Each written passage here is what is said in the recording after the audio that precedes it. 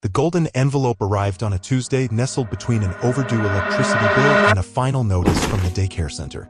Amara Jackson's fingers trembled as she recognized the embossed Quantum Dynamics logo, a sleek blue Q that once represented her dreams, now a symbol of her greatest heartbreak. "Mommy's just reading mail," she whispered to Alexander, who had crawled to her feet, his azure eyes, Ethan's eyes, looking up with innocent curiosity. In the playpen nearby, Adrian and Aiden babbled to each other in their secret twin language, identical dimples appearing with each giggle. 11 months of sleepless nights, formula calculations, and research conducted during precious nap times had aged Amara beyond her 21 years. The modest Chicago apartment she shared with her cousin Malik stretched her remaining savings to the breaking point. The algorithm that had once earned her MIT's highest honors now collected digital dust while she cobbled together remote consulting jobs between feedings and diaper changes. She sliced the envelope open with her thumbnail. Inside, heavy cardstock announced, "Quantum Dynamics Annual Charity Gala, honoring innovation and integrity." The date, exactly 2 weeks away. The location, the Metropolitan Museum's Temple of Dender. The signature at the bottom, written in familiar sharp strokes, "Ethan Kingsley, CEO." Her phone buzzed. Malik's text read simply, "Don't open your mail. Call me now." Too late. Amara's mind flashed back to her interview at Quantum. Her yellow hand-sewn dress, Ethan's impressed smile when she corrected his energy conversion calculations, Victoria Kingsley's thinly veiled contempt. Then came stolen lab kisses, rooftop proposals, and ultimately, security guards escorting her from the building while Victoria watched with cold satisfaction. "He's planning to destroy you publicly," Malik said when she called, his voice tight with anger. "My contact in PR says Ethan's prepared a presentation exposing your corporate espionage. The gala invitation is bait." The boys chose that moment for a unified wail. Their remarkable ability to hunger simultaneously still amazed her. As she prepared 3 bottles with practiced efficiency, Amara's gaze landed on their matching baby books. Inside each one, behind their birth certificates, lay DNA tests confirming what their eyes already proved. These were Ethan Kingsley's sons, heirs to his genius and his empire.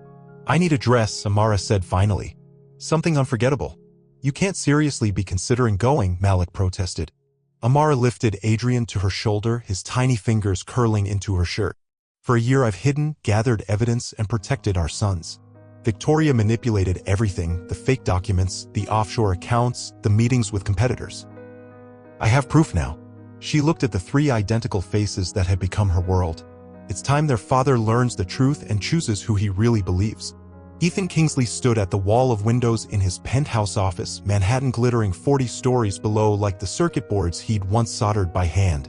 At 23, he commanded a technology empire valued at $11 billion, yet found himself searching the streets below for, what exactly? Completion, perhaps? Purpose beyond profit. The journal called again, his assistant said from the doorway. "They want a statement about the military applications of the new battery design." Ethan didn't turn. "Tell them what we always tell them. Quantum dynamics creates solutions for a sustainable future. Our technologies serve humanity's greatest needs." The words felt hollow, rehearsed. Once, they had been his genuine mission. Back when Amara would challenge his every assumption, push every boundary of his thinking. Before the betrayal, "Your grandmother requested the final guest list for the gala," his assistant continued. She was particularly interested in whether Ms. Jackson had RSVP'd. Now he turned, his expression revealing nothing. The business magazines called him the Ice King for his calculated acquisition strategies and emotionless press conferences. None of them knew how accurately the nickname reflected the frozen chamber where his heart once beat.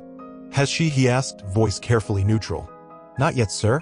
Victoria Kingsley's heels announced her arrival moments before she swept into his office, immaculate in Chanel, her silver hair perfectly coiffed. At 72, she commanded every room with the authority of someone who had spent decades manipulating circumstances to her advantage. "The media placement is confirmed," she announced without preamble. Business Insider, Forbes, CNBC. All sending representatives. "When you reveal what she did, there won't be a research lab in the country that will hire her." Ethan's jaw tightened. "This isn't about revenge." "Of course not, darling. It's about protecting what we've built." Victoria adjusted a crystal paperweight on his desk. Her actions could have destroyed Quantum. The world needs to understand why our recent directional shifts were necessary. Those shifts, from renewable energy to military applications, from open-source collaboration to classified contracts, had tripled Quantum's valuation while having Ethan's passion for his own creation. Later, alone in his penthouse, Ethan found himself opening the drawer where he kept Amara's company ID badge, the only item he hadn't discarded after security cleared her desk. Her smile beamed up at him, genuine and brilliant. For a moment, doubt flickered across his mind. Amara had always opposed military contracts, arguing that their technology could transform developing nations without becoming weaponized. Was that opposition why Victoria had investigated her? Had his grandmother manipulated? No, the evidence had been conclusive. Bank transfers, encrypted emails, security footage of Amara accessing servers after hours. Yet as sleep eluded him, Ethan found himself remembering how Amara had walked out that final day. "Someday you'll realize who really betrayed you," she had said. "And I pray it doesn't cost you everything." 2 weeks from now, he would ensure those were the last words she ever spoke about quantum dynamics. "Hold still, little man," Amara murmured as she struggled to button Alexander's tiny dress shirt. All 3 boys squirmed in their matching outfits, miniature navy suits with light blue ties that brought out their eyes. Ethan's eyes. On her bed lay the emerald gown, purchased with the last of her savings. The color matched her eyes perfectly, the fabric flowing like water when she moved. It was a battle dress, armor for the war she was about to wage. "You have everything?" Malik asked from the doorway, laptop balanced on his arm. For months, he had helped her trace the elaborate web of Victoria's deception, the manufactured evidence, the secret meetings with competitors, the systematic dismantling of Amara's reputation. DNA tests from 3 separate labs, medical records proving the timeline, the surveillance footage of Victoria meeting with Hansen Tech, and the financial transfers tracing back to her personal account. Amara ticked each item off on her fingers, plus backup copies on encrypted drives. Malik nodded grimly. "I've activated the secure server. The moment anything happens to you, everything goes public, to every major news outlet and the FBI." "Nothing will happen to me," Amara said with more confidence than she felt. "Victoria wants me humiliated, not harmed." Across the country, Ethan rehearsed his presentation in the empty quantum conference room, slides displaying damning evidence against the woman he had once planned to spend his life with. The transfers to offshore accounts began 3 weeks after hiring, he narrated to an invisible audience. "The pattern suggests a premeditated strategy to I." He stopped, the words suddenly sticking in his throat. Had it all been premeditated? Their first conversation about quantum storage mechanisms, their late-night theoretical debates, the moment she'd kissed him during a breakthrough calculation, had it all been strategy? His assistant knocked gently. "Sir, your grandmother asked me to confirm you've memorized these key phrases for the presentation." Ethan took the note, Victoria's elegant handwriting listing talking points designed to maximize impact, calculated deception, systematic betrayal, exploited trust for financial gain. Later that night, Victoria Kingsley slipped into a private dining room at Le Bernardin. Waiting for her was General Westfield and 2 men with military posture but no identifying accessories. "The contracts are secure," she assured them. "My grandson will announce our exclusive partnership at the gala." "And the Jackson situation?" one man asked. Victoria's smile didn't reach her eyes. "By Saturday evening, Amara Jackson will be thoroughly discredited. Any claims she might make about our technology applications will be dismissed as the desperate lies of a disgraced researcher." What Victoria didn't know, at that exact moment, Amara was tucking 3 little boys into travel cribs in a modest hotel room near Central Park, having arrived in New York a day early. What Amara didn't know. Ethan lay awake in his penthouse, staring at the ceiling, haunted by the strange emptiness in the evidence against her. Clinical facts without motive, data without context. What neither knew. By this time tomorrow night, nothing would ever be the same for any of them. The Temple of Dender glowed with strategic lighting, ancient Egyptian stone providing a dramatic backdrop for New York's elite as they arrived in cascades of designer clothing and family jewels. Quantum's PR team had transformed the historic space into a showcase of technological elegance, holographic displays of energy solutions floating above cocktail stations, lighting that shifted with the density of the crowd. Ethan greeted investors and journalists with practiced charm, his cobalt blue suit the exact shade of Quantum's logo setting him apart from standard black tuxedos. His smile never reached his eyes as they continuously scanned the entrance. "Nervous about your presentation?" Board member Richard Keller appeared at his elbow, champagne in hand. Focused, Ethan corrected, checking his watch. Amara should have arrived 15 minutes ago. Had she recognized the trap and stayed away? Victoria moved through the crowd like a conductor, ensuring key media representatives were positioned near the stage. Tonight's revelation would cement Quantum's new direction, eliminating questions about their shift from renewable energy to military applications. Once Amara was exposed, any future claims she might make would be dismissed instantly. "She's not coming," Victoria whispered in Ethan's ear as the event hit the 1-hour mark. "Perhaps sheesh." The sudden hush started at the entrance and rolled through the crowd like a wave. Conversations halted mid-sentence. Champagne glasses paused halfway to lips. A pathway cleared spontaneously through the crowd. Amara stood in the doorway, emerald gown catching every light, her chin high with quiet dignity rather than arrogance. But it wasn't her unexpected beauty that silenced 300 of Manhattan's most powerful people. It was the 3 identical children balanced confidently in her arms and on her hip. 3 little boys in navy suits with light blue ties. 3 sets of startlingly familiar azure eyes. 3 faces bearing Ethan Kingsley's unmistakable dimpled smile. A camera flashed, then another. The silence shattered into urgent whispers. Victoria's champagne glass slipped from her fingers, shattering on the marble floor. "Impossible," she breathed. Ethan couldn't move, couldn't speak. The mathematical improbability of what he was seeing, identical triplets, each bearing his distinctive genetic markers, collided with the absolute certainty in his gut. These children, barely a year old, were undeniably his. Which meant Amara walked forward with perfect composure, the crowd parting before her. The boys watched the room with curious eyes, unaware they were demolishing a carefully constructed reality with their mere existence. She stopped directly in front of Ethan, close enough that one of the boys, fascinated by his matching tie, reached out a tiny hand toward him. "Hello, Ethan," she said, her voice carrying in the hushed room. "I believe you invited me to discuss matters of truth and integrity tonight. My office. Now." Ethan's voice barely contained the earthquake happening inside him. His eyes hadn't left the 3 little faces, carbon copies of his childhood photos. Security cleared a path through the stunned crowd. Victoria attempted to follow, but Ethan turned to her with an expression she'd never seen before. "Not you. Just Amara and the children." The silence in the elevator was broken only by the curious babbling of the triplets. Aiden, always the most observant, stared intently at Ethan's face as if solving a complex puzzle. Inside his office, Ethan collapsed into his chair, hands trembling. "How when?" Amara set the boys down on the plush carpet, where they immediately began exploring with the fearless curiosity of 1-year-olds. From her clutch, she withdrew an envelope and placed it on his desk. "DNA confirmation from 3 separate labs.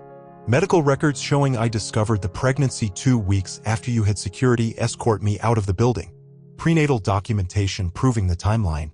Her voice remained steady.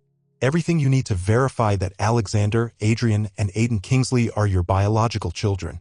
Ethan opened the envelope with unsteady hands, scanning the documents while occasionally glancing up at the boys crawling across his office. One had discovered his trash can, another was fascinated by the view, while the third had somehow already managed to find a pen. "Triplets," he whispered. "How did you all alone?" "I wasn't given much choice." For the first time, her composure cracked slightly. "By the time I discovered I was pregnant, you'd already filed for divorce. The agreement Victoria's lawyers forced me to sign prevented direct contact with you or anyone at Quantum." Ethan looked up sharply. "I would have wanted to know.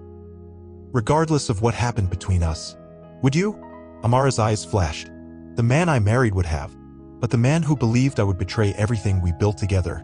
She shook her head. "That man trusted his grandmother's manufactured evidence over years of shared dreams and goals." Adrian crawled to Ethan's shoe, pulling himself up to standing position against his father's leg. Instinctively, Ethan reached down, his large hand steadying the small body. The contact sent an electric current through him, connection to something essential he hadn't known was missing. "There's more," Amara said, pulling out a second flash drive. While raising your sons alone, I also discovered who actually betrayed quantum dynamics. The office door burst open. Victoria stood there, her perfect composure finally fractured. Whatever she's claiming, Ethan, remember she came here with an agenda. These children could be anyone's. They're mine. The certainty in Ethan's voice surprised even him. You know they are. Anyone with eyes can see it. The real question, Amara continued, her gaze locked on Victoria, is why your grandmother fabricated evidence against me. Why did she create offshore accounts in my name? Why surveillance footage of servers I supposedly accessed after hours mysteriously lost the timestamps? She inserted the drive into Ethan's computer. And most importantly, why she's been meeting with Hansen Tech executives, your biggest competitor, since before our wedding. Victoria lunged for the computer, but Ethan was faster, blocking her access. On screen, security footage played, Victoria shaking hands with Hansen's CEO in an underground parking garage. Dates and times clearly visible. You needed me gone, Amara said quietly to Victoria. Because I discovered irregularities in the military contract proposals. Backdoors in the security protocols that would allow external access to supposedly classified systems. Ethan turned to his grandmother, the woman who had raised him, guided his career, shaped his company. Is this true? For one critical moment, Victoria's mask slipped completely, revealing calculation rather than denial. Ethan stood abruptly, causing Adrian to wobble. He caught his son automatically, lifting the small body into his arms for the first time. The physical connection, this new, fragile life that was undeniably part of him, crystallized everything. Everyone out, he ordered the security team hovering by the door. Except my family. The word hung in the air between them as the door closed. Family. What that meant now, none of them yet knew. News traveled through the gala with digital efficiency. Within minutes, the elegant charity event transformed into a high-stakes drama as whispers passed from ear to ear. Kingsley's ex-wife brought triplets, his children. She claims Victoria framed her. Outside, paparazzi numbers doubled as alerts hit their phones. Camera flashes illuminated the museum steps like lightning, waiting for the next development in the unexpected family saga. Inside Ethan's office, Alexander had fallen asleep against Amara's shoulder while his brothers explored their father's desk with determined curiosity. The family tableau looked surprisingly natural, except for Victoria standing rigidly by the door, her composure reinstated through sheer force of will. This changes nothing, Victoria stated flatly. Your emotional reaction is understandable, but these children don't erase what she did to the company. What exactly did I do, Victoria? Amara challenged, her free hand protectively steadying Aiden as he wobbled on uncertain feet. Because the evidence suggests you're the one who's been selling Quantum's military technology to foreign interests. Ethan's phone buzzed relentlessly. Board members, investors, journalists all demanding explanations. He silenced it, focusing instead on Adrian, who had somehow managed to grip his tie with surprising strength. A soft knock interrupted the standoff. Ethan's assistant Rebecca entered, her professional mask slipping as she spotted the children. I'm sorry, Mr. Kingsley, but the board members are asking for an immediate meeting. And? She hesitated, glancing at Victoria. Mr. Harrington from legal says he's found irregularities in the ownership structure documentation. He says it's urgent. Victoria's hand twitched almost imperceptibly. Tell Martin to wait until tomorrow. Tonight's events have clearly overwhelmed everyone's judgment. Rebecca looked to Ethan instead. Mr. Harrington specifically said you should review these documents before making any public statements. He mentioned unusual stock transfers dating back to when your parents. That's enough. Victoria snapped. Too late. Ethan's attention had locked onto his assistant's unfinished sentence. When are my parents what, Rebecca? When they died, sir. Rebecca handed him a folder. There appear to be ownership transfers that occurred immediately following their accident. Outside the office windows, camera drones hovered, capturing blurry images of the confrontation. On social media, #QuantumHeirs and #Kingsley triplets were already trending. The board president texted Ethan directly, "Whatever you're planning to announce tonight, don't. Military contract questions surfacing. Need containment strategy." Amara watched Ethan's face transform as he read the documents. Confusion giving way to dawning comprehension. then hardening into something that looked dangerously close to fury. "I've canceled your presentation," Rebecca added softly, "and the triplets are winning over everyone downstairs. Mrs. Connolly from the Children's Hospital Foundation is already asking about a family photo shoot for next year's fundraising calendar." Victoria moved toward the door. "I'll address the guests. Explain that we're dealing with a personal matter." "You won't say a word." Ethan cut her off, looking up from the documents with eyes gone cold. "Not until I understand exactly what's been happening in my company." For the first time in 23 years, Victoria Kingsley did as she was told. Ethan paced his office, caught between worlds that had violently collided. Every few steps, his eyes darted to the triplets now playing on the floor, to Amara sitting watchfully nearby, to Victoria standing by the windows with calculated patience. "You raised me," he said finally to Victoria. "Everything I know about business, about quantum, about navigating this world, it came from you. After my parents died, you were my only family." Victoria nodded, her eyes softening with rare emotion. "Everything I've done has been to protect you and your legacy. The Kingsley name was nearly destroyed when your father made poor decisions. I rebuilt it through you. By selling military technology to foreign governments?" Amara asked quietly. "By framing me when I discovered the security backdoors?" "By doing what was necessary," Victoria countered. Quantum needed those contracts to grow beyond sustainable energy, a market that would have plateaued within 5 years. Ethan deserved more than mediocrity. Ethan knelt beside Adrian, who immediately crawled into his lap with the easy trust of the very young. The weight of his son, anchored him amid the chaos of competing truths. "The board is divided," Rebecca reported, returning from her reconnaissance mission downstairs. "Half want to delay any announcements until they understand the implications for the military contracts. The rest are concerned about public perception if the triplets' paternity is confirmed." "If?" Amara raised an eyebrow.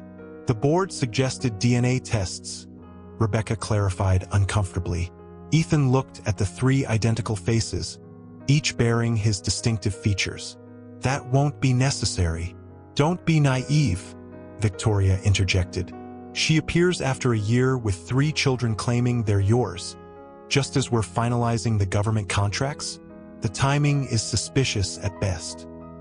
"The timing," Amara countered, "is because I discovered you've been selling classified technology through shell companies. The same technology that was supposed to be secure for American defense systems." Outside the office, the gala continued in an atmosphere of tense anticipation. Investors clustered in corners, calculating potential stock implications. Journalists composed headlines on their phones. Board members huddled near the bar, divided into factions based on their loyalties. Ethan's childhood lessons flashed through his mind, Victoria teaching him chess, emphasizing sacrifice for strategic advantage. Victoria arranging his education, selecting friends who advanced their social position. Victoria guiding his business decisions, always with cool calculation rather than passion. Had his parents been another sacrifice on her strategic board? "I need time," he announced suddenly. 24 hours to verify everything before I make any decisions." "The markets open in 12, Victoria reminded him. "Without a clear statement, quantum stock will plummet." "Let it," Ethan replied, surprising himself with his detachment from what had always been his primary concern. Alexander woke with a cry that his brothers instantly echoed in perfect harmony. Amara moved with practiced efficiency, producing bottles from her evening bag. "May I?" Ethan asked hesitantly, reaching for one. As he awkwardly cradled Aiden and the bottle, the door burst open again. General Westfield strode in, uniform adorned with medals, face flushed with anger. "Kingsley, what the hell is happening? My team just received documents claiming our secure systems have built-in access points. Are we compromised?" Victoria moved smoothly between them. "General, I assure you." "Not from you," Westfield snapped. "I want answers from the CEO." His eyes fell on the domestic scene, Ethan feeding an infant, Amara handling the other 2. "What is this?" "This," Ethan said quietly, "is me discovering who I can actually trust." The helicopter idled on Quantum's private landing pad, rotors cutting through the pre-dawn darkness. Victoria Kingsley emerged from the elevator, wheeling a small carry-on case containing 3 passports with different names, access codes to offshore accounts, and a secure laptop with proprietary technology designs. "Mrs. Kingsley," the pilot greeted her. Weather's clear to the Canadian border. Your connecting flight is confirmed. Excellent.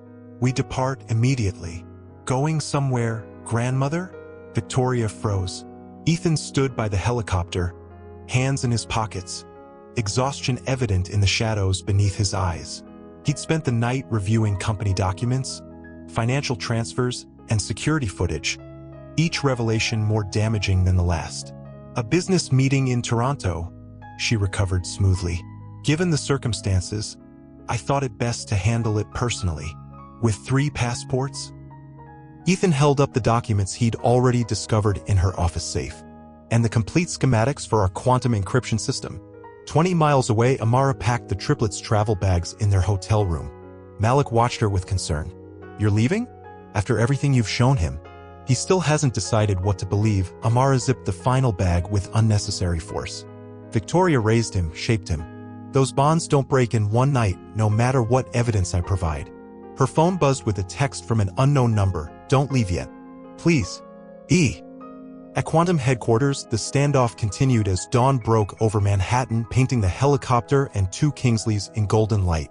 You've never understood what it takes to build something lasting, Victoria said, her voice tinged with disappointment. Your father didn't either. Always concerned with ethics over opportunity. Is that why they died? Ethan asked quietly.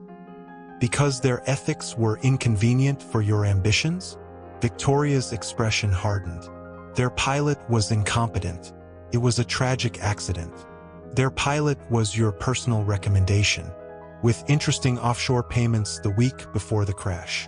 The helicopter pilot watched this exchange with growing discomfort, slowly backing away from what was clearly more than a family disagreement. Victoria's phone rang, her attorney, likely responding to her urgent 3 a.m. call.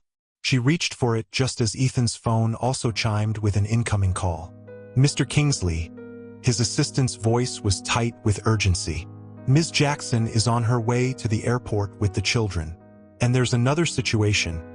One of the triplets has been admitted to Mount Sinai Pediatric Emergency. What? Ethan's world tilted again. Which one? What happened? Adrian. High fever, possible infection. Ms. Jackson is already there. She diverted to the hospital instead of the airport when symptoms appeared. Ethan was moving before she finished speaking, all thoughts of Victoria temporarily displaced by this new crisis. Tell security to detain my grandmother. She's not to leave the building or access any systems. Victoria called after him. This changes nothing, Ethan. By tonight, controlling interest in quantum will transfer to my holding company. It's already in motion. But Ethan was gone, racing towards something that suddenly mattered more than power, position, or corporate control. The pediatric emergency room buzzed with quiet efficiency, nurses moving purposefully between rooms. Ethan found Amara in a private room, dark circles under her eyes as she held a whimpering Adrian while doctors examined him. Possible ear infection, the doctor explained. Common in air travel with infants. His brothers may develop symptoms too. Brothers are here, Amara gestured to the double stroller where Alexander and Aiden watched with solemn concern for their triplet. The doctor continued her examination while Ethan stood awkwardly at the door, uncertain of his place in this family tableau. I came as soon as I heard, he said finally. Amara looked up, exhaustion momentarily overwhelming her caution. I didn't know who else to put as emergency contact. You were their father. Something broke open in Ethan's chest at those simple words. He moved forward, gently placing his hand on Adrian's back, this child who shared his DNA but whom he barely knew. Victoria was trying to leave the country, he said quietly. With company technology and multiple passports. Amara nodded, unsurprised. And the military contracts? General Westfield is conducting a full security review. The back doors you identified were there. Exactly as you said. Adrian's fever spiked suddenly, his small body radiating alarming heat. The medical team moved in with practiced urgency, administering medication while Amara watched with the terrified composure of a mother who can't afford to fall apart. Without thinking, Ethan moved beside her, his arms sliding around her shoulders. More surprising than the gesture was how naturally she leaned into him. Their shared concern for their son, temporarily bridging the chasm between them. I should have looked deeper, Ethan whispered. Asked more questions. Trusted you. Yes, Amara agreed simply. You should have. Outside, the hospital parking lot filled with news vans as word spread of the Kingsley heirs' hospitalization. Inside, two estranged parents waited for a fever to break, momentarily united by something more powerful than betrayal. Morning light filtered through hospital blinds, catching dust motes in golden suspension. Adrian slept peacefully, fever finally broken after a night of worried vigilance. His brothers had eventually succumbed to exhaustion in a hospital crib, curled together like puppies. Ethan sat by the window, tie loosened, stubble darkening his jaw. He looked younger somehow, the carefully constructed CEO image cracked to reveal the 23-year-old beneath. Across the room, Amara dozed in an uncomfortable chair, her emerald gown from the gala replaced with scrubs borrowed from a sympathetic nurse.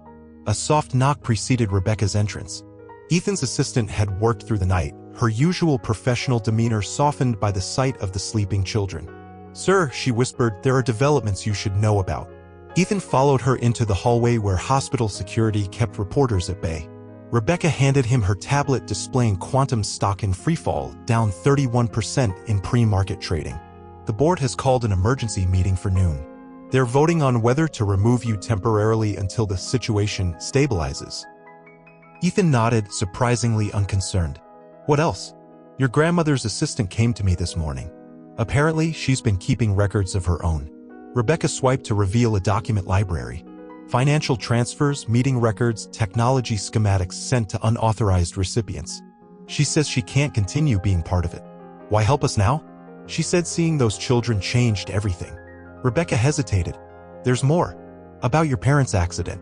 Inside the room, Amara woke to find Alexander attempting to climb out of the crib. As she lifted him, she noticed the chair where Ethan had been sitting was empty. For a moment, old fears resurfaced, abandoned again, left to manage alone. Then the door opened and Ethan returned with coffee and a paper bag containing pastries. Such a small thing, yet so unexpected that Amara found herself blinking back sudden tears. "The nurses said Adrian can be discharged this afternoon," he said, setting the coffee beside her. "His brothers haven't shown any symptoms, which is apparently unusual for triplets. They've always been stubbornly individual despite looking identical," Amara replied, accepting the coffee with cautious gratitude. Ethan watched Alexander exploring the room with fearless curiosity. "They have your determination. And your focus," Amara countered, nodding toward Aiden, who was methodically dismantling a plastic toy with remarkable dexterity. The fragile moment of connection was interrupted when Ethan's phone buzzed. The screen displayed board emergency call with a countdown timer. "You should take it," Amara said. "Your company is imploding." Ethan looked at her, then at his sons, one recovering from fever, two exploring their temporary kingdom. "Our company," he corrected quietly. "The algorithm that powers everything we do is still yours. Victoria may have forced you out, but your work remains at the core of Quantum." He answered the call on speaker, his voice shifting into CEO authority. "Kingsley here with Dr. Jackson." Surprised silence greeted this announcement before board chairman Richards recovered. "Ethan, the board is deeply concerned about recent developments. The military contracts are under review, our stock is plummeting, and these personal complications have created unprecedented instability." "By personal complications, you mean my children?" Ethan's tone remained pleasant but carried a new edge. "We're suggesting a temporary leadership transition while you address these matters," Richards continued diplomatically. "Just until it." "No." Ethan cut him off. "What Quantum needs isn't my removal. It's transparency. Victoria manipulated company resources, compromised military contracts, and framed an innocent person to cover her activities. These are serious accusations against a respected board member," Richards protested. "I have proof." A new voice joined the call. Victoria's assistant, Emily. "Mrs. Kingsley has been selling classified technology through shell companies for years. I've documented everything." More voices erupted. Board members divided between damage control and genuine shock. Through it all, Ethan watched Amara gently tending to their sons. Her quiet competence a stark contrast to the corporate chaos. When the call ended, Ethan turned to find Amara watching him with new assessment in her eyes. "You just risked everything," she observed. "Your company, your reputation, your legacy." Ethan looked at Adrian, now awake and reaching for him with complete trust. "No," he said, lifting his son carefully. "I think I'm finally fighting for what actually matters." Cameras flashed like artillery fire as Ethan exited the hospital, Adrian secured in a carrier against his chest, Amara beside him with Alexander and Aiden in a double stroller. Hospital security created a narrow pathway through the media throng. "Mr. Kingsley, are these your children? Dr. Jackson, why keep the pregnancy secret? Is it true Victoria Kingsley has been arrested?" Ethan raised a hand, the gesture instantly commanding silence, a CEO's practiced authority now deployed to protect his newly discovered family. "My son was treated for a minor infection and has recovered fully. We appreciate the medical team's excellent care. That's all we're discussing today." The black Quantum SUV waited at the curb, driver holding the door as Ethan helped Amara secure the triplets in hastily installed car seats. The domestic task, performed under intense media scrutiny, symbolized his new reality more powerfully than any statement could. Inside Quantum headquarters, chaos reigned. FBI cybersecurity specialists combed through servers, while Victoria remained sequestered in a conference room, attorneys flanking her like bodyguards. The stock had stabilized somewhat after Emily's document release provided a narrative of isolated corruption rather than systemic failure. "The military has frozen all contracts pending review," Rebecca reported as Ethan arrived, triplets and Amara in tow. "General Westfield wants to meet immediately, and the board has reversed position. They're now requesting your leadership through this unprecedented crisis." Ethan nodded, scanning the executive floor where employees pretended not to stare at the three identical boys now exploring his office with delighted curiosity. "Set up the nursery in the adjoining conference room," he instructed, "and add Dr. Jackson to all security protocols. Full access." Rebecca's eyebrows rose slightly, but she nodded without comment. Minutes later, General Westfield arrived with two stern-faced intelligence officers. The meeting commenced in Ethan's office while Amara supervised the triplets next door. "The situation is grave," Westfield stated bluntly. "Backdoor access points in supposedly secure systems. Proprietary technology flowing to unauthorized entities. We're looking at potential treason charges against my grandmother," Ethan clarified. Westfield's expression remained stony. "Against anyone involved. The question remains whether you were complicit or merely negligent in your oversight." Before Ethan could respond, the door opened. Amara entered, professional confidence restored despite the casual clothes she still wore. "General Westfield," she addressed him directly, "I designed the original security protocols for Quantum's battery systems. I can show you exactly where the unauthorized modifications were made, when, and by whom."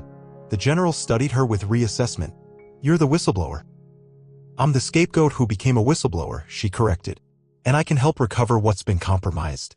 As Amara pulled up technical schematics, Alexander toddled into the room, making a determined beeline for Ethan. Without breaking his explanation to the military officials, Ethan smoothly lifted his son onto his lap, where the boy contentedly played with his tie clip. The domestic intrusion into high-level security discussions created a surreal tableau, national security being recalibrated around nap time and bottle schedules.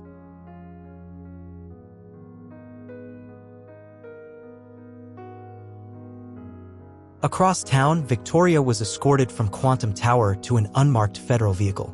Despite handcuffs hidden beneath her Burberry coat, she maintained regal composure. Only those very close would notice the calculation in her eyes. This was a setback, not a conclusion. By afternoon, Quantum's PR team had crafted a carefully worded statement acknowledging unauthorized activities by a senior board member while emphasizing leadership continuity under CEO Ethan Kingsley. The stock stabilized further. In Ethan's office, now transformed into an improbable family command center, Amara fielded calls from military contractors while Aiden slept against her shoulder. Ethan alternated between crisis meetings and diaper changes with surprising adaptability. "The board wants a public statement," Rebecca informed them. "Preferably with the children. They believe it would stabilize investor confidence." "No," Amara said immediately. "The boys aren't publicity props." Ethan nodded in agreement, but his expression remained troubled. "Victoria's attorneys have made their first move. They're claiming she holds controlling interest in Quantum through a complex web of shell companies dating back to my parents' death." "Can she do that from federal custody?" Amara asked. "She planned for every contingency," Ethan replied grimly, "including this one." As if summoned by the tension, Adrian began crying in the makeshift nursery, immediately joined by his brothers in sympathetic chorus. Ethan and Amara moved simultaneously to comfort them, their parental instincts temporarily overshadowing corporate warfare. In that moment of family focus, neither noticed Rebecca answering Ethan's private line, her expression changing to shock as she listened. "Mr. Kingsley," she interrupted softly. "It's the executor of your parents' estate. He says he's held sealed documents with instructions to deliver them if Victoria ever made certain legal maneuvers." She swallowed hard. "He says your parents anticipated this day might come." Ethan froze, one son in each arm, as the past reached forward to reshape his future yet again. "What documents?" he asked. "Their true will," Rebecca replied. "And evidence about how they really died." The sealed documents arrived in an unmarked courier envelope, 11 years of silence finally given voice. Ethan broke the seal with steady hands while Amara watched, the triplets mercifully napping in the improvised nursery. "To our son, Ethan," he read aloud, his father's handwriting both familiar and foreign after so many years. "If you're reading this, then Victoria has moved against Quantum as we feared she might. What follows is the truth we hoped you'd never need to know." Pages of legal documentation followed. Amendments to the original will, ownership structures designed to activate only under specific circumstances, and a private letter detailing concerns about Victoria's increasingly questionable business connections in the months before their deaths. "They knew," Ethan whispered, the realization landing like physical weight. "They were investigating her foreign dealings when their plane crashed." Amara moved closer, shoulder touching his in silent support as he continued reading. His mother's precise handwriting took over where his father's left off, the practical voice of a woman who had anticipated her own death. "The true controlling interest in Quantum was placed in trust for you, Ethan, with specific provisions to prevent Victoria from gaining full control. We established a secondary board, one Victoria knows nothing about, with authority to override her decisions if specific ethical boundaries were crossed." Ethan looked up, the implications crystallizing. The military contract backdoors. That's the trigger that activated all of this. As if synchronized with this revelation, his phone buzzed with urgent messages from Quantum's legal team. Victoria's attorneys had filed emergency motions to block any changes to company leadership, claiming her shell companies held 51% ownership. The documents in Ethan's hands rendered those claims irrelevant. Within hours, the hidden board members, old friends of Ethan's parents who had waited over a decade for this moment, convened via secure video conference. Silver-haired industry veterans and retired judges who had maintained silent oversight suddenly emerged from the shadows, their existence a dead man's switch his parents had engineered as ultimate protection. "The provisions are clear," Judge Harriman stated, her judicial authority carrying even through the video screen. "Victoria Kingsley's actions have triggered the contingency protocols. Effective immediately, her voting rights are suspended and her board position terminated." In the federal holding facility, Victoria received this news with unusual serenity. "Tell my grandson I request a private meeting," she instructed her attorney. "Family matters should remain within the family."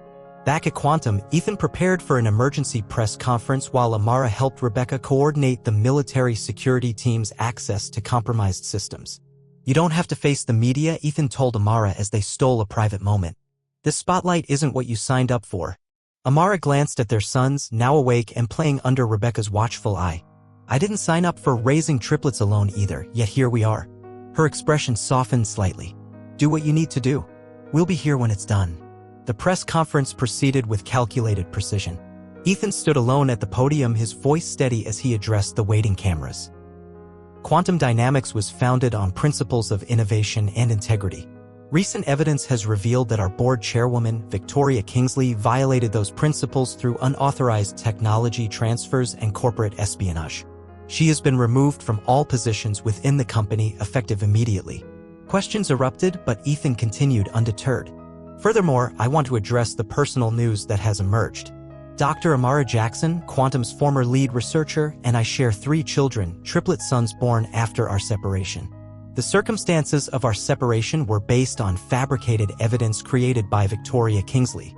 Dr. Jackson has been fully exonerated of any wrongdoing and will be returning to Quantum in a leadership capacity."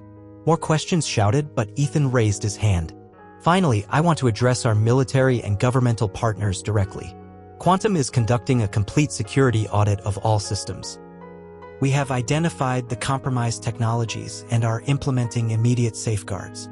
The integrity of our nation's security has been, and always will be, our highest priority." As Ethan concluded, a reporter called out, "Will your grandmother face criminal charges?" Ethan paused, then answered with unexpected rawness. "Victoria Kingsley raised me after my parents died. She shaped much of who I am.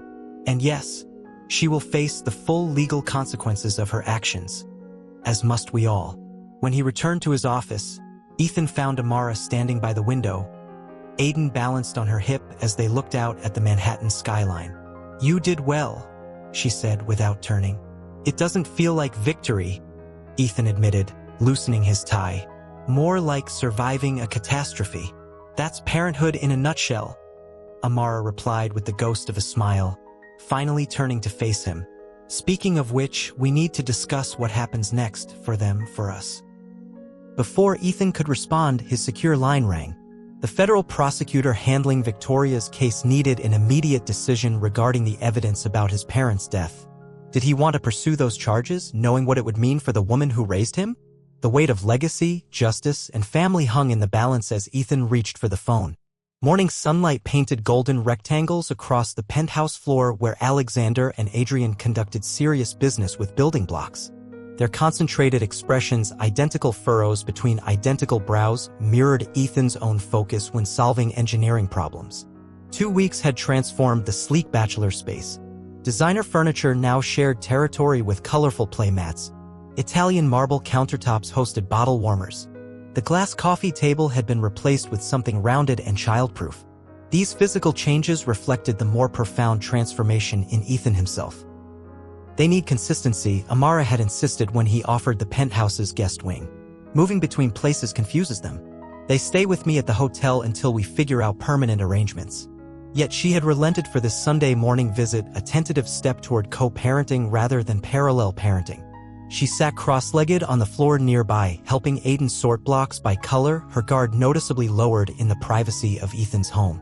The federal prosecutor called again, Ethan said, joining them on the floor. "They're offering Victoria a deal if she provides information about her international contacts." Amara nodded, her focus remaining on Aiden's careful stacking. "Will she take it?" "Her attorney says she'll only discuss it with me. Privately." Now Amara looked up, concern evident. "She's manipulating you. It's what she does." "I know. Ethan helped Alexander rescue a toppling tower. But she raised me for 11 years.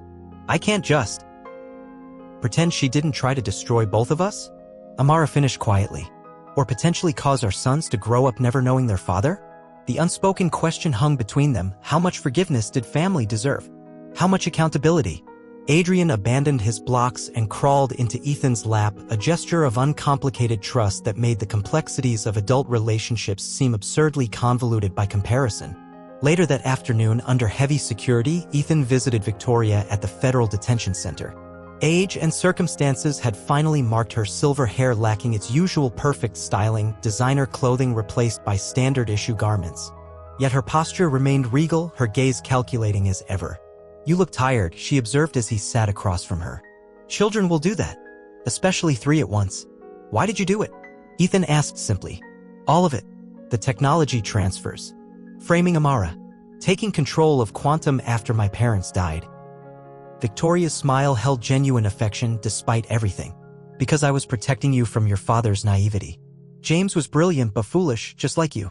He believed technology should serve humanity rather than power. He never understood that innovation without control is just charity. So you arranged their accident." The words fell between them like stones. Victoria didn't blink. "I arranged for mechanical issues that should have been minor. The pilot overcorrected. It wasn't supposed to be fatal." The casual admission of her role in his parents' death struck Ethan with physical force. He had expected denials, justifications, not this cold acceptance. "Then you shaped me into what you wanted my father to be." "I shaped you into what you were meant to be," Victoria corrected.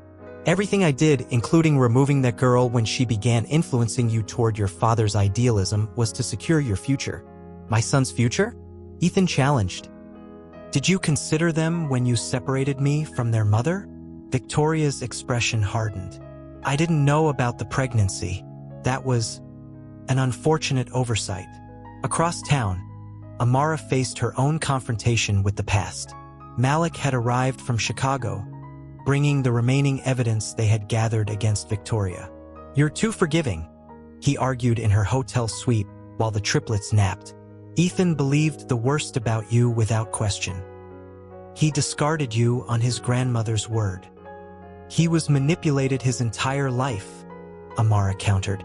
Victoria engineered everything from his parents' death forward. That explains his behavior. It doesn't excuse it. Amara glanced at the sleeping boys, their features so like their father's. We share 3 children.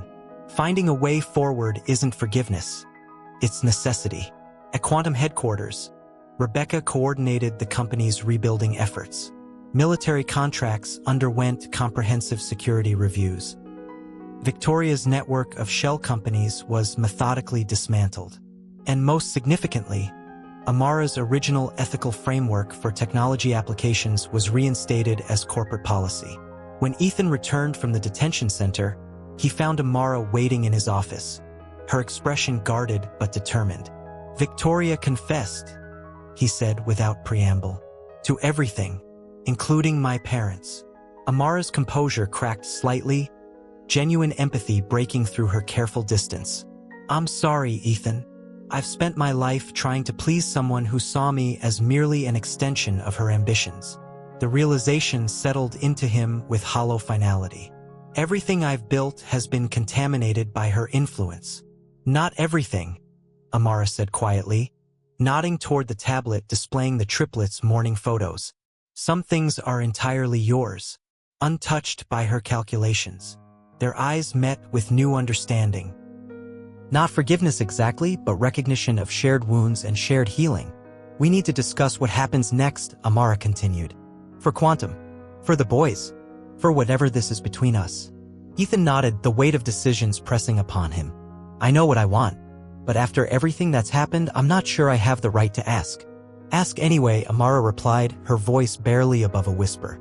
We've lost too much to assumptions and silence already. Rain streamed down the windows of Quantum's conference room, mirroring the tension inside as Ethan faced his divided board. 3 months of intensive audits, security reviews, and management restructuring had stabilized the company, but fundamental questions remained unresolved. The military wants to renew contracts with enhanced security protocols, the new board chair explained. It represents 60% of our projected revenue for the next fiscal year. And contradicts everything Quantum was created to achieve, Ethan countered, displaying alternate projections on the screen. Our original mission was democratic access to clean energy storage. Military applications were Victoria's direction, not mine. Across the table, Amara watched silently. Her return to Quantum as chief research officer had been controversial. Some viewed it as nepotism given her personal connection to Ethan, others as rightful restoration after Victoria's machinations. We have shareholders to consider, a board member reminded them. Rejecting these contracts would cut our valuation by half.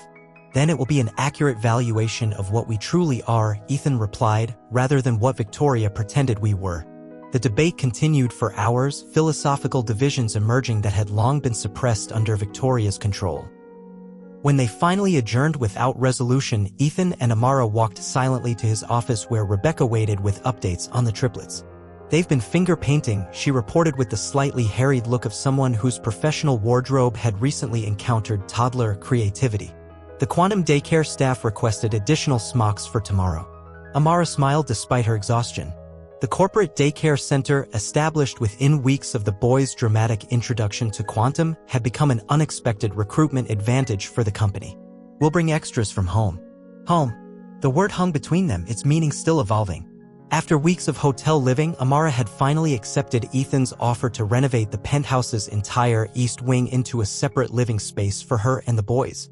Connected but independent, a physical manifestation of their complicated relationship as co-parents and colleagues. The prosecutor called again, Rebecca added. Victoria's sentencing hearing is scheduled for next week. They're requesting your victim impact statement. Ethan nodded, the familiar weight settling across his shoulders. Despite everything, he still visited Victoria weekly. Conversations that left him emotionally drained yet unable to completely sever the connection to the woman who had shaped his life for better and worse. Later that evening, after the boys were asleep, Ethan found Amara on the penthouse terrace, watching the city lights through dissipating rain. The board is split down the middle, he said, joining her at the railing.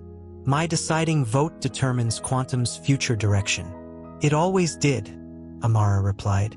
Victoria just convinced you otherwise. Ethan studied her profile, marveling at how she had maintained her essential self despite everything. Still brilliant, still principled, still uncompromising where it mattered. While he had spent years becoming what Victoria wanted, Amara had simply been Amara. I received a call from Westbrook Institute today, she said suddenly.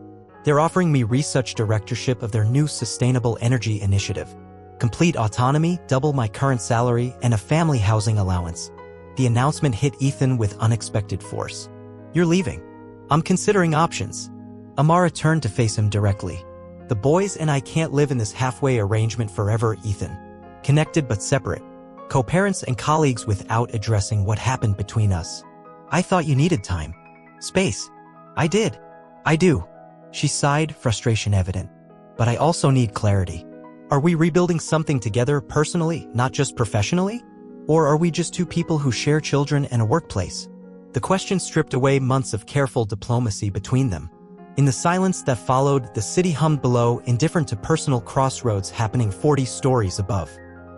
When Victoria showed me the evidence against you, Ethan finally said, my first instinct was disbelief. But she had raised me to trust her judgment above my own. To see threats where she pointed. To value achievement over connection. He moved closer, close enough to see the reflection of city lights in Amara's eyes. I've spent these months trying to disentangle who I really am from who she created.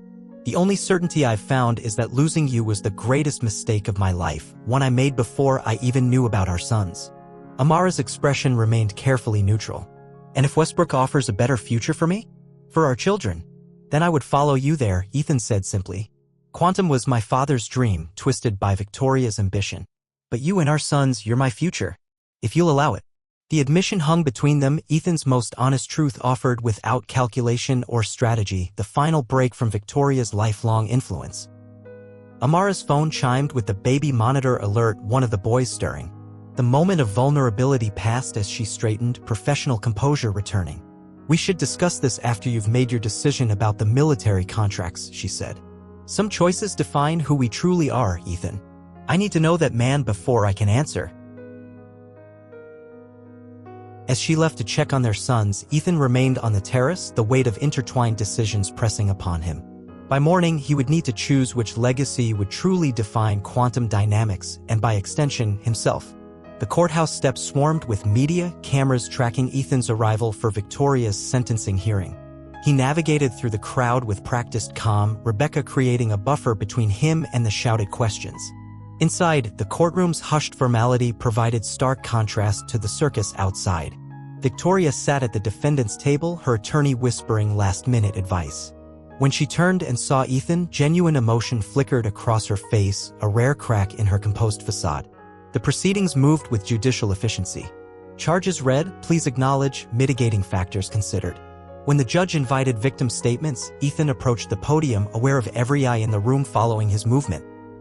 Your Honor, he began, his voice steady despite the emotional undertow. Victoria Kingsley raised me after my parents died in what I now know was no accident. She shaped my education, my company, and my worldview. The depth of her betrayal extends beyond corporate espionage or technology theft. She systematically dismantled the ethical foundation my parents intended for both me and quantum dynamics. Victoria's expression remained impassive, though her hands clasped tighter on the table before her. However, Ethan continued, I recognize that her actions, however misguided, stemmed from a distorted form of ambition for me. This doesn't excuse her crimes, but provides context for them. He paused, gathering resolve for what came next. I asked the court to consider that alongside her corporate crimes, Victoria Kingsley has lost her family. My sons will know her only as the woman who separated their parents and betrayed our trust. That personal punishment will last far beyond any sentence this court imposes. When he returned to his seat, Victoria watched him with an expression he'd never seen before, something approaching respect mingled with regret. The judge announced her decision, 15 years with possibility of parole after 7, asset forfeiture, and restitution payments to affected parties. As officers approached to escort Victoria away, she turned to Ethan. I would do it all again, she said quietly. Everything I did was to make you exceptional. I know, Ethan replied. That's the tragedy of it all. Across town, Amara watched the news coverage from Quantum's executive floor, the triplets safely occupied in the company daycare downstairs. Board members gathered in the conference room, awaiting Ethan's arrival and final decision on the military contracts. Her phone buzzed with a text from Malik. "Westbrook needs your answer by tomorrow. What are you going to do?" Before she could respond, the elevator doors opened and Ethan strode through, his courthouse appearance exchanged for CEO authority. Without breaking stride, he entered the boardroom, nodding for Amara to join them. "Ladies and gentlemen," he began without preamble, "today marks a turning point for quantum dynamics. Our company was founded with a specific vision, democratizing access to clean energy storage. That vision was compromised under Victoria's influence." He activated the presentation screen, displaying two distinct business models. Option 1 continues our military contracts with enhanced security protocols. Projected revenue, $3.2 billion annually, stock price stability, and significant shareholder returns. Board members nodded appreciatively, several already smiling in anticipation. Option 2 returns us to our original mission. We maintain limited government partnerships for essential infrastructure but redirect our primary focus to global renewable energy implementation. Projected revenue, $1.7 billion initially with slower growth curves but greater long-term stability. Murmurs of concern rippled through the room. As CEO and controlling shareholder, I've made my decision. Ethan's gaze found Amara's across the table. Effective immediately, Quantum Dynamics will pursue option 2. We will honor existing contracts but will not renew military applications beyond current commitments. The room erupted in overlapping objections and questions. Ethan raised his hand for silence. Additionally, I'm announcing a management restructuring. Dr. Amara Jackson will assume the position of co-CEO with primary responsibility for research direction and ethical implementation. He paused, then added more softly, assuming she accepts. Amara's carefully maintained professional mask slipped momentarily, genuine surprise showing through. This wasn't just a business decision, it was Ethan's answer to her ultimatum from the night before. A declaration of values that spoke louder than any personal promise could. Before you vote to support or oppose these changes, Ethan continued, addressing the stunned board, you should know that my parents' original ownership documents give me authority to implement this direction regardless of board approval. I would prefer your support, but I don't require it. One by one, board members registered their positions, some enthusiastically embracing the return to founding principles, others reluctantly accepting the inevitable, a few announcing immediate resignations. When the room finally cleared, Ethan and Amara remained, the weight of corporate reshaping settling between them. Co-CEO Amara said finally, "That wasn't part of our discussions." "It should have been," Ethan replied. "Victoria taught me to consolidate power. My parents believed in shared leadership. I'm choosing their legacy over hers. And Westbrook's offer is excellent leverage for negotiating your compensation package," Ethan replied with the hint of a smile. "But I hope you'll consider what we're building here. What we could rebuild together." Amara studied him thoughtfully, seeing beyond the CEO to the man making himself vulnerable again. "You chose principles over profit today. The man who divorced me would never have done that." "I'm not that man anymore," Ethan said simply. "The question is whether that's enough." As they stood at this crossroads of professional and personal futures, Aiden's voice suddenly came through the baby monitor Amara kept with her. "Dada. Mama. Up now." The corporate tension broke as both smiled at their son's imperious demand. "We should continue this conversation later," Amara suggested, gathering her tablet. "Apparently we're being summoned." "I've learned not to keep them waiting," Ethan agreed, falling into step beside her. They're remarkably persistent once they set their minds to something. Like their parents, Amara observed as they headed toward the elevator, their professional relationship temporarily set aside for the more immediate demands of parenthood. 1 year later, Central Park bloomed with early summer brilliance as the Kingsley Foundation for Ethical Technology celebrated its inaugural grant awards. Under a white pavilion surrounded by flowering trees, Ethan addressed the gathered recipients, investors, and media. "Technology without ethical direction is just capability without purpose," he explained, confidence evident in every word. "The 20 projects receiving funding today represent our commitment to innovation that serves humanity's greatest needs." At a nearby table, Amara helped the triplets, now energetic 2-year-olds, with their coloring projects. Alexander, always the artist, created bold, abstract designs. Adrian methodically filled each section with a different color. Aiden had abandoned coloring entirely in favor of deconstructing the crayons to examine their internal structure. Their developmental differences had become more pronounced with age, identical appearances contrasting with distinctly individual personalities. Quantum's daycare staff had learned to identify them by behavior rather than appearance, knowledge that had proved invaluable when the boys discovered the joy of swapping name tags. As Ethan concluded his speech to enthusiastic applause, Amara caught his eye across the pavilion. Their silent communication, honed through months of co-parenting and co-leading, conveyed both professional approval and personal connection. Quantum Dynamics had weathered its transformation with surprising resilience. The stock had initially plummeted with the military contract rejections, then stabilized as Ethan and Amara implemented their shared vision. New partnerships with developing nations, innovative energy access programs, and transparent ethical frameworks had gradually rebuilt investor confidence. Victoria, serving her sentence at a minimum security facility, received monthly updates on the company and the triplets.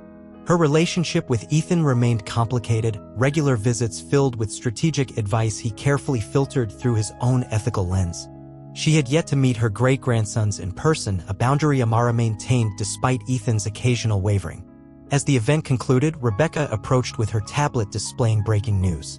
The Hansen Tech verdict just came in. Guilty on all counts of industrial espionage and illegal technology transfer. Ethan nodded with satisfaction. Victoria's co-conspirators had finally faced justice, closing another chapter in the saga that had upended their lives. Later that evening, after the boys were asleep in the penthouse they now shared as a proper family unit, Ethan joined Amara on their terrace. The Manhattan skyline glittered against the darkening sky, a view they'd both come to appreciate during evening conversations that had gradually rebuilt trust between them.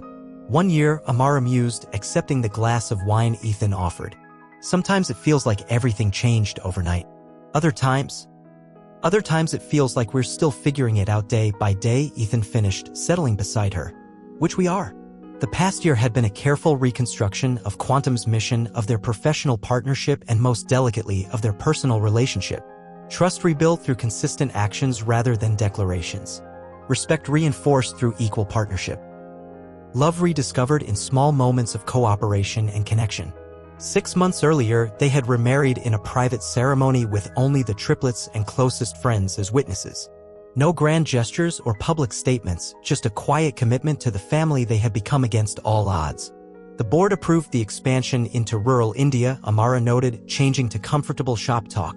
The microgrid technology should be implemented by year's end.